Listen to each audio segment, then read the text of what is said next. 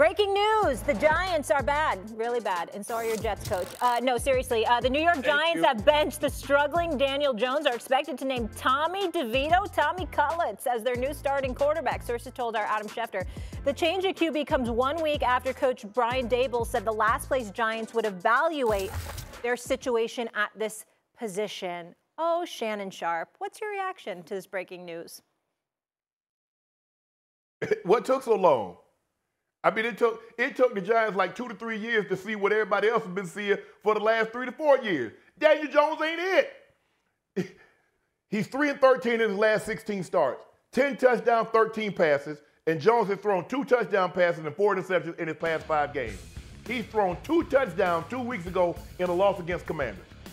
And you're paying him $40 million to do what?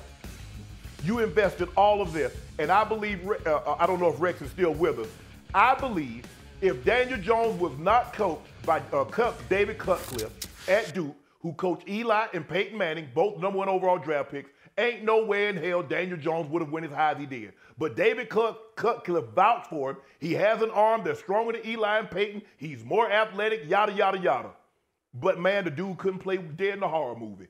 You got exactly what you deserve. You based everything on what you saw for like 6 games that year they made the playoffs, but you disregarded the large body of work, what you had seen up until that point. This is what you deserve, and you got exactly what you deserve and what you earned, New York Football Giants. Can I respond on that? Sure. I got to say this. Go for it. That the most underrated thing in all the sports, the business side of football affects what we see on Sunday as much as anything else. And clearly the Giants failed the business side, all right? They signed Daniel Jones over Saquon Barkley. They signed this Runyon kid, a journeyman, just a so-so offensive lineman over Saquon Barkley, all right? So it's not just an epic fail for Daniel Jones, all right? It's for this entire organization. Yeah. And they've failed. They absolutely failed. And you know what? This kid was set up for failure. Right when he got here, he was set up for failure. All right? Yeah, David Cutcliffe did a great job coaching this kid, mentored him, whatever. I was excited when Daniel Jones got drafted. In fact, I called it. I knew he'd get drafted second over the quarterback when he came out. The kid had no chance. They had an offensive line, the big uglies or whatever that guy was calling, they never signed the right guys. All right, they never drafted the guys. This is where it's ridiculous to me. The Giants have had offensive line issues since Eli Manning. Right. Like, can we get it together? And I feel like this is dating back all since like David Gettleman days. But that's what I mean. David Gettleman, to me, is still, his mark is still on this football 100%. team. And when you don't build an offensive line, you chose the wrong. And then they have more throws at it. This Neal top 10 pick has been awful. Oh, he was terrible. And by the way, who's he throwing to? They ain't no Shannon Sharpes out there. No. He finally has a receiver in Malik Neighbors, you know what I'm saying? One receiver in all his time. All right, because they let Odell Beckham go. They let Beckham go. Everything it's a organizational failure. This Daniel Jones failure is not just about him. It's about the organization. That's what Stephen A., before you jump in, that's what I was just going to ask you. So you actually think he could have been a decent quarterback in the right situation? He had no chance here in this thing. Absolutely zero chance. And to Shannon's point, he's got strong arms. He had some NFL tools. All right. I remember Jay Billis talking about this kid. He wins the player of the camp in Duke's camp with a broken wrist, by the way.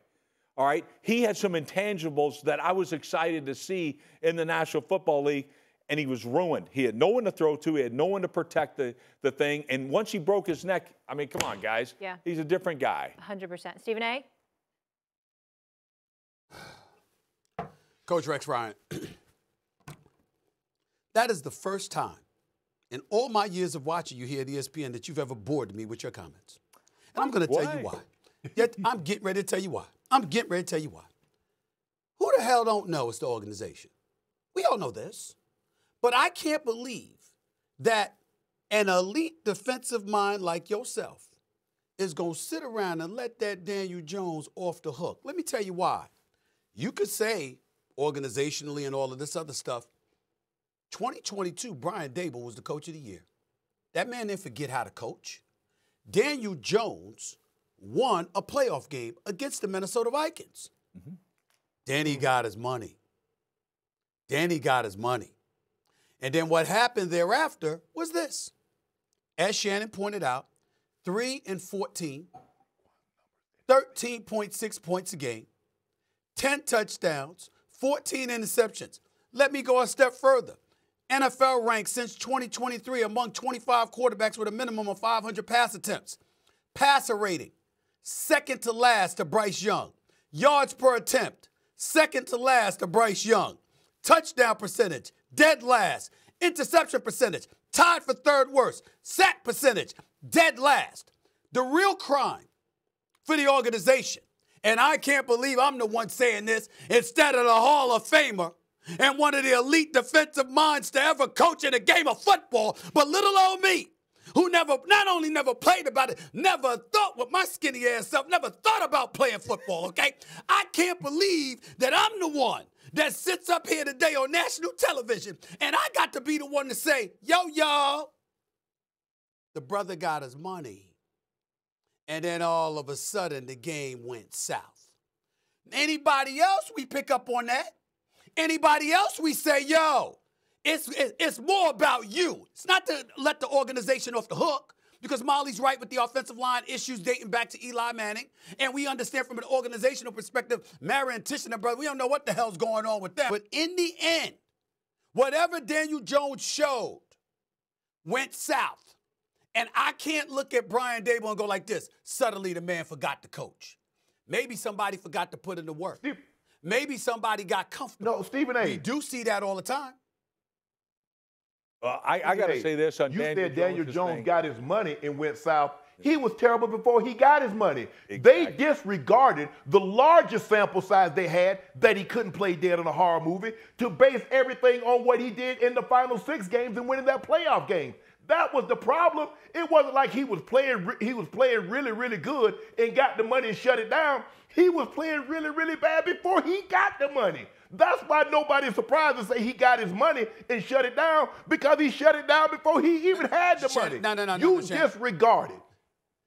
There's levels. There's levels to the level. There's levels to the level of ineptitude that he was showing. Now I understand that he had some bad moments, and there were things that he needed to show and prove, and he never deserved to be paid before Saquon Barkley. And when he got $40 million a year, all of us were aghast at that. I get that part.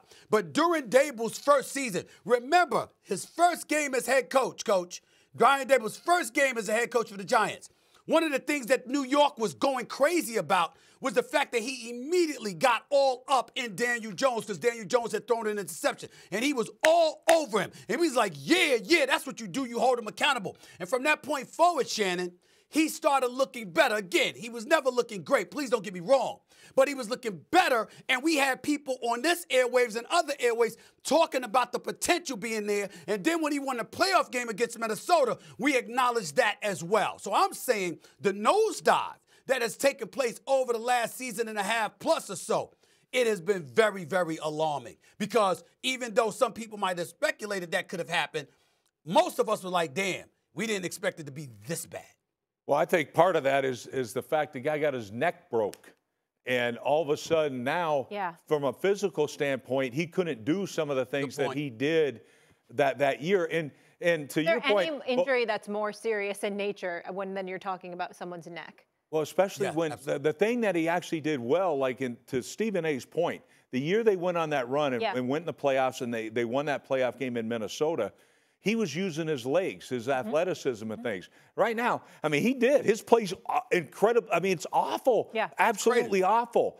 And so I don't think it had anything to do with the money or getting paid. I think it was the fact that this kid physically just can't do it anymore. Yeah. And he's done. You did him a favor here by putting him on the bench. He knows he can't do it. Everybody around the sport knows he can't do it. I do have one question, though. Sure. Why not Drew Lock? Don't we have Drew Lock? Why isn't he the guy? When breaking news. Real quick, Stephen A. When Tommy stepped in, he won a few games. I mean, obviously Saquon was there, and they had a nice little chemistry. Saquon's gone. We'll see what he does now. Yeah. But he did a solid job. Go ahead, Stephen. Molly, you're missing the punchline. Here's the punchline. Rex Ryan, the only person in America that was thinking about Drew Lock outside of his family. When the damn soul think about Drew Lock. I mean, what are you talking about? We got to leave it there. But the real Molly, concern is who's going to be their quarterback moving forward. Molly, can I ask you a question, Molly? Yes, sir. Molly, let me ask you a question. Yeah. You're a Giants fan. Yeah. At what point was they not calling for Daniel Jones' job his rookie year, his second year, halfway through his third year? I'm going to be honest Even they make it seem like, oh, he had some good games. They've been calling for this man's job before he got the money. It wasn't as bad. I'm going to be honest with you. They didn't even want him drafted. Like, New York didn't even want him drafted. And because it was a quarterback from Duke, and it was that Peyton and Eli endorsed him, and I think Parcells did as well, so people had a little respect, but no one even wanted him from jump. But I got to get a break. We wanted Justin Fields. People wanted Justin Fields. 5-9, 4-7 before he went 9-6-1. Man, y'all better stop playing Stephen A. Talking about that man was some good and terrible.